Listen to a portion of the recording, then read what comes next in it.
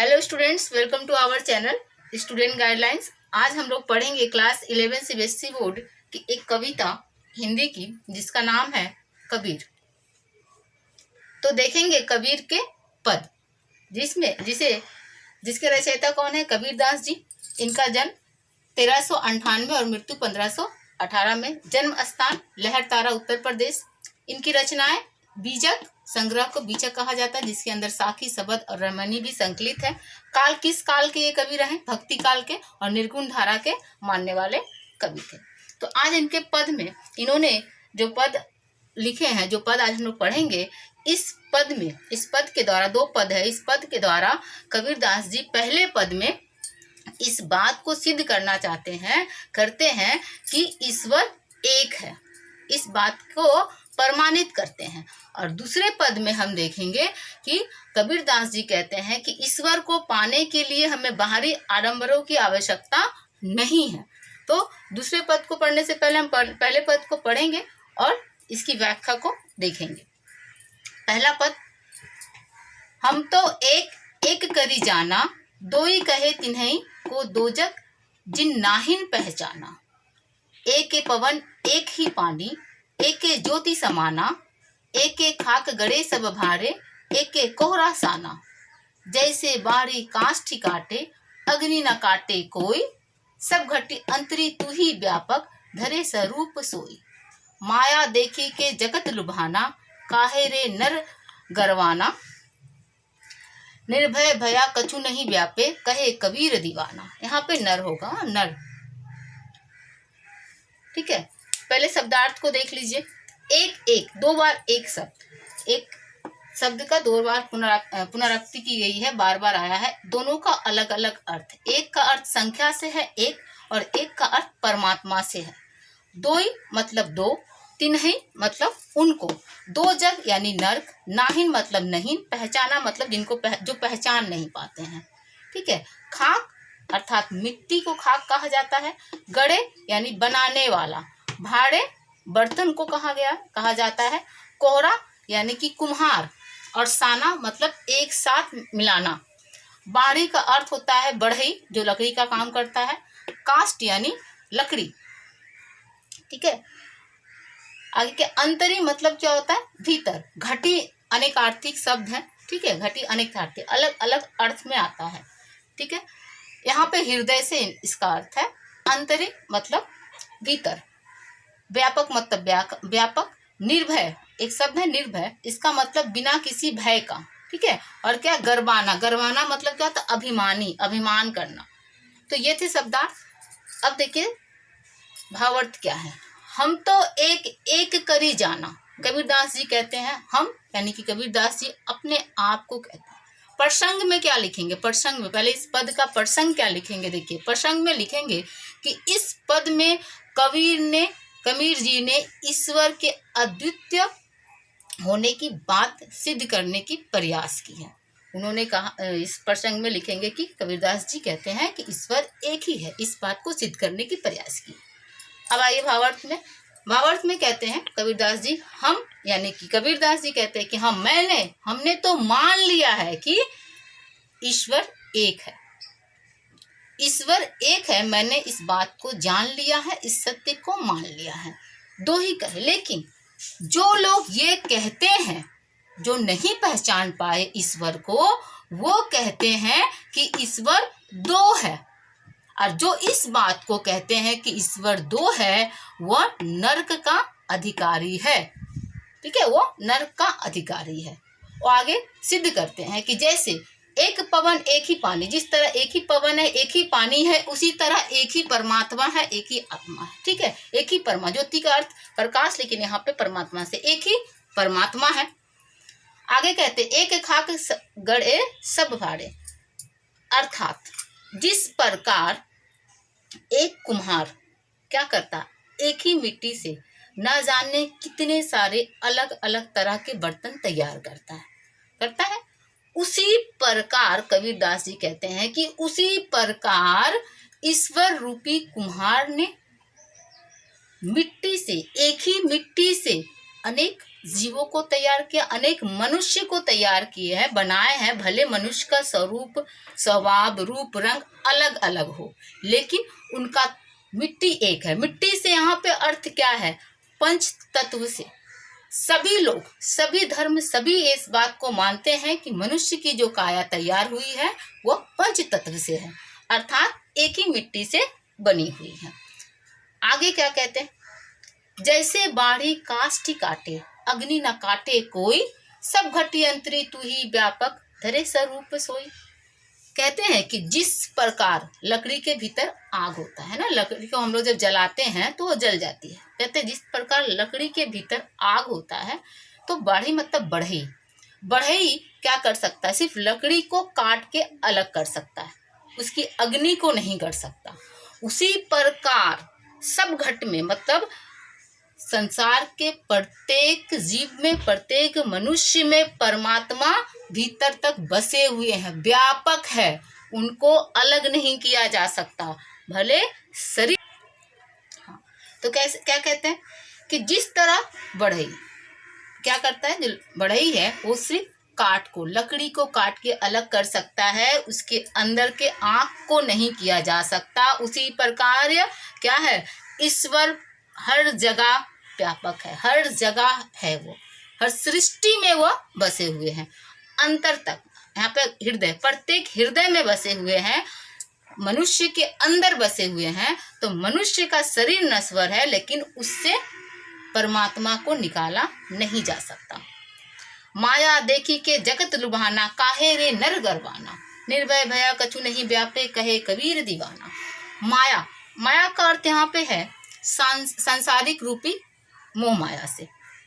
तो यहाँ पे कबीर दास जी कहते हैं कि हे नर, क्यों तुम सांसारिक सुखों को देखकर, सांसारिक जगत के सांसारिक सुखों को देखकर, मोह माया को देखकर अभिमानी बन रहे हो? ठीक है, कहते हैं कि क्यों तुम सांसारिक सुखों को देखकर, सांसारिक मोह माया को देखकर अभिमानी बन रहे हो? मत भूलो कि शरीर तो नश्वर है, एक दिन तो नष्ट हो जाएगा। बेहतर क्या कहते हैं, निर्भय भया कछु नहीं व्यापे, कबीर दीवाना। कबीर अपने आप को दीवाना कहते हैं। किस लिए दीवाना कहते हैं? क्योंकि कबीर प्रेम, किसके प्रेम में दीवाना है? ईश्वर की भक्ति में दीवाना है। तो कबीर दास जी कहते हैं कि जो लोग निर्भय हो जाते हैं, जो भगवान के भक्ति में लीन हो जाते हैं, वो निर्भय हो जाते हैं। उन्हें किसी बात का भय नहीं होता, ना कुछ खोने का, ना कुछ पाने का, क्योंकि जो ईश्वर की भक्ति में लीन होते हैं वो मानते हैं कि अगर उनके जीवन में किसी तरह की कोई कठिनाई आएगी तो उनकी रक्षा स्वयं भगवान करने आएंगे। तो ये थी हमारे पहले पद।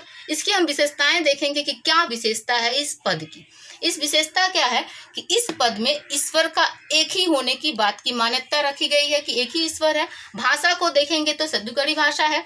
पद देखिए तुकांत है, एक के साथ जाना, पहचाना, समाना, शाना, देखिए एक जैसा तुकांत है, तो क्या पद तुकांत है। अलंकार देखेंगे एक एक, क्या है, यमक अलंकार, पुनरुक्ति अलंकार यहाँ पे है। आगे देखिएगा स्वरूप सोई कहे कबीरा, क्या है, अनुप्रास अलंकार। और जैसे तुलना किया गया है ना, जैसे बाड़ी काष्ठी काटे, इस तरह की तुलना की गई है, तो ये उपमा अलंकार है। तो ये थे हमारे पहले पद।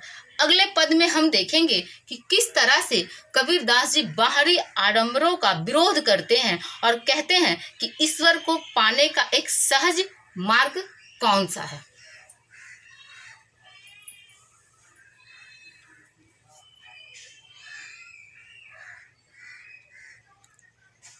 अगले पद को देखेंगे, क्या है, संतो देखत जग बौराना, साच कहे तो मारन धाबे, झूठ जगे पतियाना।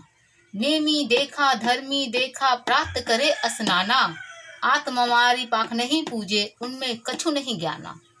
बहुतक देखा पीर औलिया, पढ़े किताब कुराना, कै मुरीद तदबीर बतावे, उनमें उहे जो ज्ञाना। आसन मारी डिम भरी बैठे, मन में बहुत गुमाना, पीपर पाथा पूजन लागे, तीर्थ गर्भ भुलाना। टोपी पहरे माला पहरे, छाप तिलक अनुमाना, शाकी शब्दी गावत बोले, आत्म खबरी ना जाना। हिंदू कहे हमें राम प्यारा, तुर्क कहे रहीमाना, आपस में दो लड़ी लड़ी मुँहे मर्म न कहूँ जाना। ठीक है, क्या कहा गया देखिए।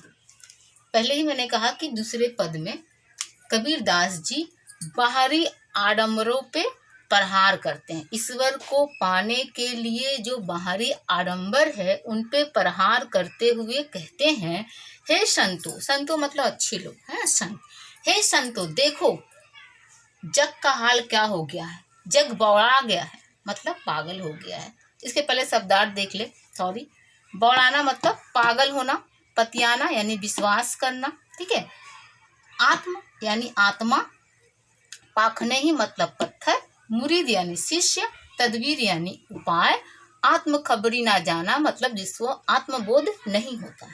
ठीक है, अब आगे इसके व्याख्या को देखते हैं। संतो देखत जग बौराना, सांच कहे तो मारन धाबे, झूठे जग पतियाना। कहते देखो संतो, इस जग का क्या हाल है, जग पागल हो चुका है, बौरा चुका है। क्यों क्यों ऐसा कहते हैं कबीरदास जी, ऐसा क्यों कहते हैं, जग को बौड़ाना क्यों कहा गया है? क्योंकि ये जग आज ऐसी परिस्थिति में है कि यदि कोई सच का साथ देता है, यदि कोई सच कहता है तो उसे मारने के लिए लोग जाते हैं, लेकिन अगर कोई झूठ कहता है तो ये दुनिया उस पर विश्वास करती है। इसीलिए कबीरदास जी कहते हैं कि ये जग क्या हो गया है, बौड़ा गया है, पागल हो गया है, बौड़ा गया है।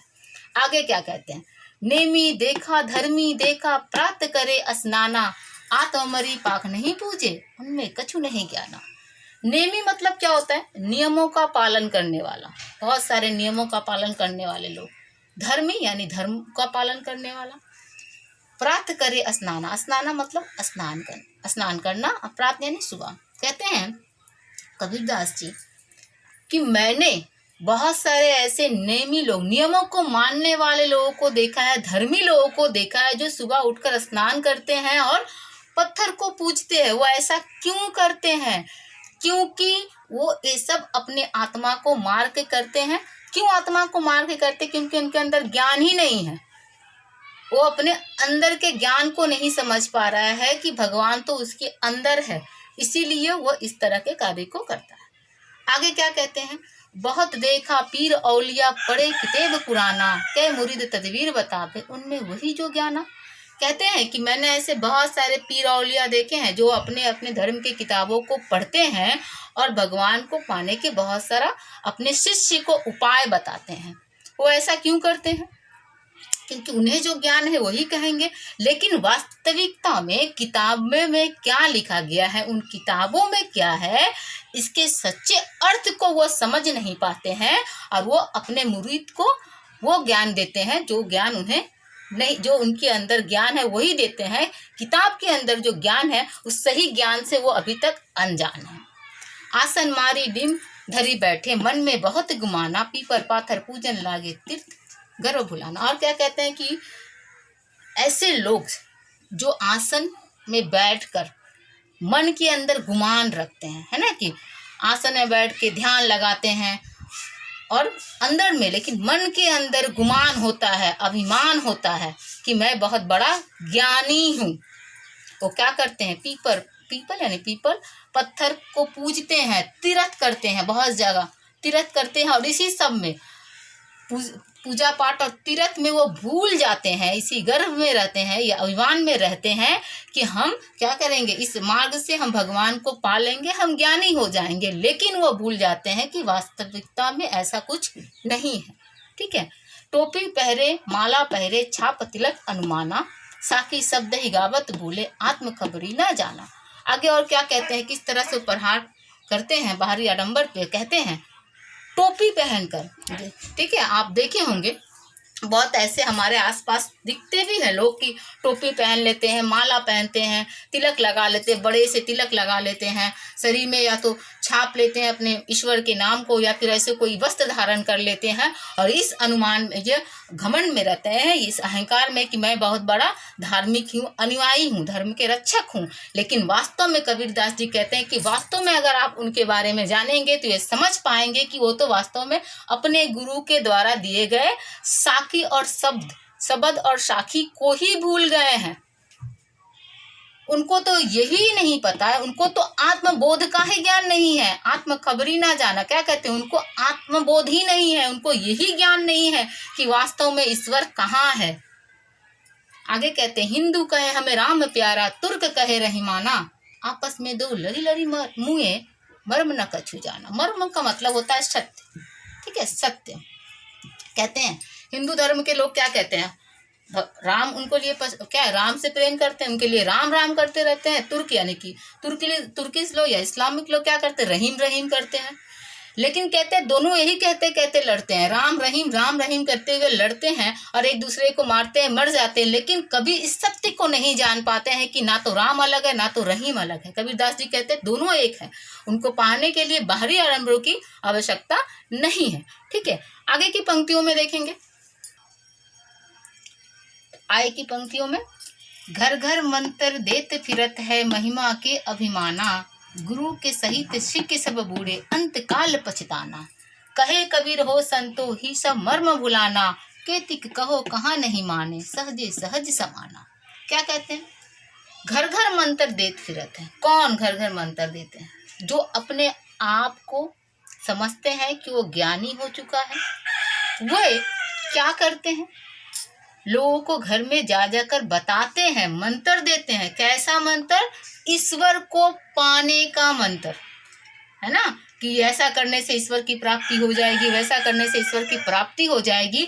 तो कबीरदास जी कहते हैं ऐसे बहुत मंत्र देने वाले अभिमानी लोग हैं, लेकिन वास्तव में ऐसे लोग के साथ रह के, ऐसे है ना, गुरु के सहित, ऐसे गुरु के साथ रहकर सिख यानी शिष्य भी क्या हो जाते हैं, बूढ़े यानी डूब जाते हैं। क्यों, क्योंकि अज्ञानी है। अगर गुरु अज्ञानी होगा तो शिष्य भी तो अज्ञानी होगा, वो भी तो उसे अज्ञानता ही प्रदान करेगा। तो कहते हैं कि ऐसे गुरु के साथ रहकर शिष्य भी डूब जाता है। कब, अंतकाल। अंतकाल अर्थ यानी कि जीवन के भव सागर को पार नहीं करते हैं और वो दोनों डूब जाते हैं और जीवन के अंतकाल में वो पछताते हैं कि यह हमने क्या किया। आगे कहते हैं, कहे कबीर हो संतो ये सब मर बुलाना। कबीरदास जी कहते हैं, हे संतो, ये सब जो है ना, सब सत्य को भूल चुके हैं, इन्हें नहीं पता है कि सत्य क्या है। केतिक माने कितना, कहो मतलब कहना, मैं कितना भी इन्हें कहता हूँ कि ये सबसे भगवान की प्राप्ति नहीं हो सकती है, ईश्वर की प्राप्ति नहीं हो सकती है, ये नहीं मानते, मानते ही नहीं। मैं कहता हूँ ईश्वर को पाने का सहज मार्ग है, ईश्वर तो आपके अंदर है, ईश्वर को पाना इतना कठिन नहीं है। तो ये थे हमारे दूसरा पद। ठीक है, विशेषता देखेंगे इसमें क्या है, इस पद की विशेषता है कि ईश्वर को पाने के लिए बाहरी आडंबरों की आवश्यकता नहीं है। इस पे प्रहार किया गया है। पद देख ही सकते हैं आप, तुकांत है तो पद तुकांत है, भाषा वही शब्दगढ़ी है, अनुप्रास अलंकार है, कई जगह आप देख सकते हैं, पीपर पाथर, बार बार एक ही शब्द को लाया गया है। शाकी शब्द ही, केतिक कहे सहज सहज समाना, यहाँ पे अनुप्रास अलंकार है। तो ये थे हमारे कबीर के पद। उम्मीद करती हूँ कि आपको ये पद अच्छी तरह से समझ में आ गए हो। अगर आपको किसी तरह की कोई परेशानी है तो हमारे कमेंट बॉक्स में जाके कमेंट करें। वीडियो को देखने के लिए थैंक यू वेरी मच।